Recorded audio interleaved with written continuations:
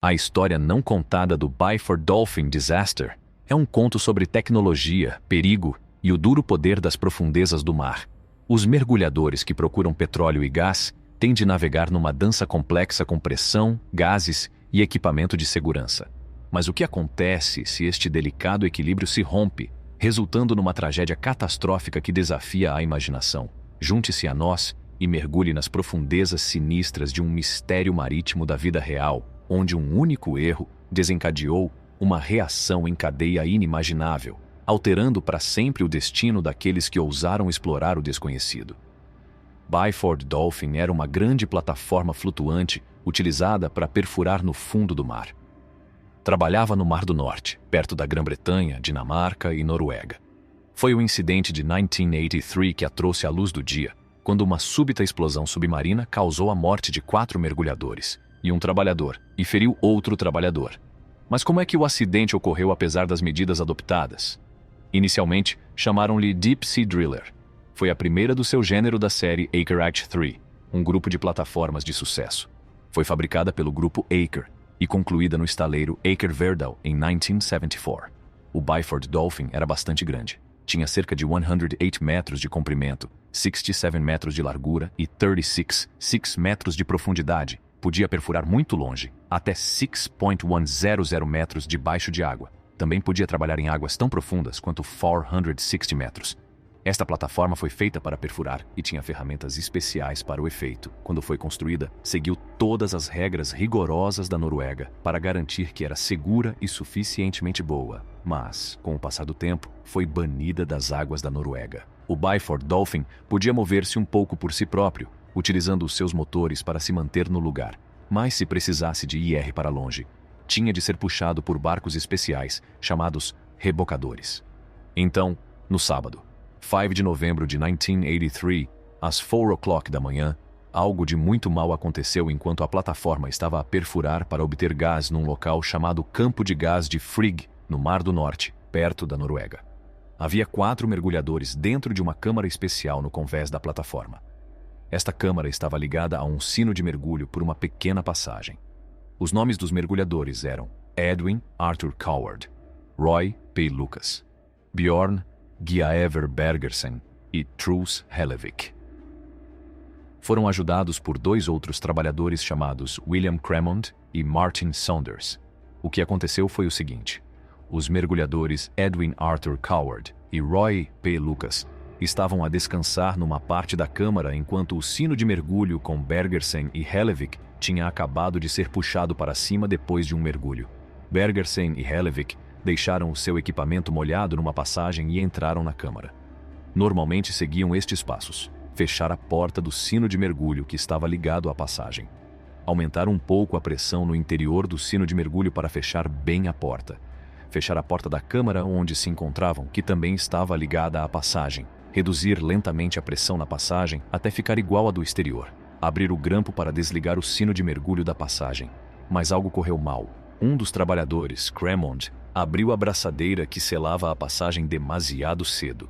Isto fez com que a pressão na câmara descesse subitamente de um nível elevado para um nível normal.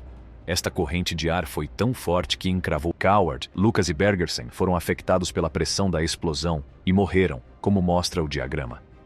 A investigação descobriu que Hellevik, que foi exposto à pressão mais forte, foi forçado a passar por uma pequena abertura enquanto tentava fechar uma porta. Esta abertura foi criada quando uma porta ficou presa. Devido ao ar e à pressão, o seu corpo ficou em pedaços e a maior parte dos seus órgãos foram empurrados para fora do corpo. Alguns desses órgãos foram encontrados longe do local onde ele estava. O grupo que investigou o acidente descobriu que um trabalhador cometeu um erro ao abrir um grampo. A porta de uma passagem foi concebida como um disco de válvula de borboleta e estava demasiado virada para o lado, pelo que ficou presa. Isto criou uma pequena abertura com a forma de um crescente. Tinha cerca de 61 centímetros de largura. Não é claro se o trabalhador que abriu a pinça o fez porque o patrão lhe disse, ou se foi ele próprio que o fez, ou talvez tenha havido um mal-entendido. Os trabalhadores no exterior da câmara tiveram dificuldade em ouvir-se uns aos outros devido ao ruído da plataforma e do mar. Além disso, os mergulhadores estavam cansados por trabalharem muitas horas, por vezes durante 16 horas seguidas. Este problema deveu-se também à forma como o sistema de mergulho do Byford Dolphin foi construído. Era antigo e não tinha características de segurança como escotilhas à prova de falhas, manômetros no exterior e uma forma de impedir a abertura da bagageira quando ainda havia pressão no interior. Estes elementos poderiam ter evitado o acidente. Antes do acidente, foi estabelecida uma regra por uma organização chamada Norske Veritas. Esta regra dizia que as ligações entre o sino de mergulho e as câmaras deviam ser concebidas de modo a não poderem ser utilizadas quando a passagem estivesse pressurizada. Isto significa que devem ter características de segurança para evitar erros. Mas o sistema do Byford Dolphin não tinha estas características de segurança. Após o acidente, esta regra foi oficializada para todos os sistemas de mergulho com sinos, e não apenas para o Byford Dolphin. Algumas pessoas que trabalhavam no Byford Dolphin e um sindicato chamado NOPF disseram que a investigação não contou a história toda. Disseram que a investigação não falou sobre o facto de um equipamento importante ter sido alterado de uma forma que não era segura. Este equipamento foi aprovado pela direção norueguesa do petróleo.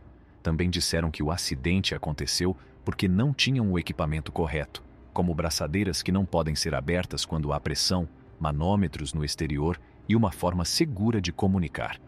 Estas coisas não existiam devido às decisões tomadas pela direção norueguesa do petróleo, um grupo chamado North Sea Divers Alliance, constituído por antigos mergulhadores do Mar do Norte e pelas famílias dos que morreram, não parou de procurar respostas. Em fevereiro de 2008, receberam um relatório que dizia que a verdadeira razão do acidente era um equipamento defeituoso.